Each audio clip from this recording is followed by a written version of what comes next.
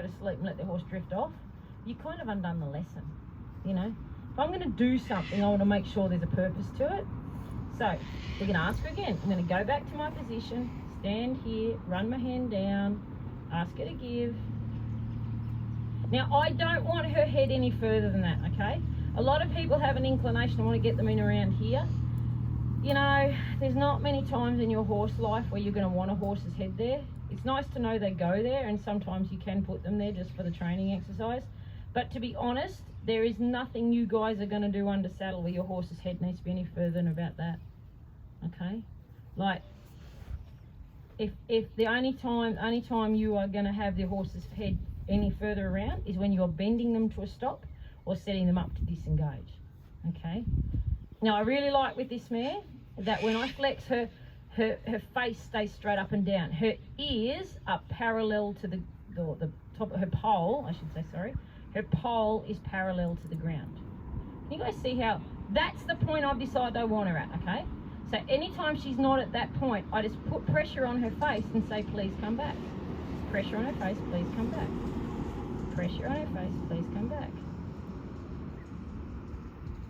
And I'm hot potatoing the rope, okay? A lot of people, especially, no offense anybody, but ladies, okay, we want to over mother these horses, or we want to micromanage them, okay? And so it's what a lot of people want to do is they want to get them to give like that, and then they want to hold, like they move it, but they still want to hold it. And they move it, but they still want to hold it. That's not getting this. I want this horse to do this because it wants to do it, okay? I want this horse to be here. No, not there. Not there. Not there. I know you got to fly. I want her to be there because I asked her to be there and she's happy to be there. I listened to a podcast the other day with an interview with Sean Florida from the States, a reiner in the States, on it. And he said, so they asked him, they said, what's your like thing with horses? How do you want what work ethic do you want them to have? And he said, I want them to think that if I say I'm going to dig a post hole, I want that horse to think I'm going to go get the shovel. Okay? So you think about that with your horses. Okay? That's how willing we want our horses. Okay?